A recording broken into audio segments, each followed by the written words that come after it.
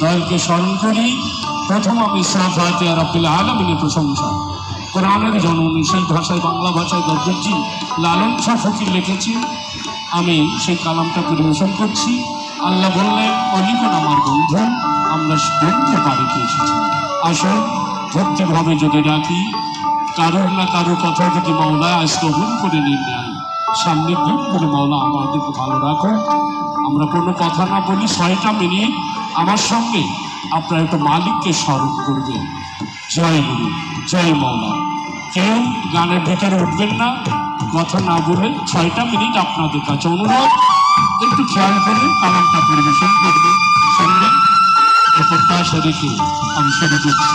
জয় করতে হলে আপনার সবাই আমার জয় গুরু, জয় হোক।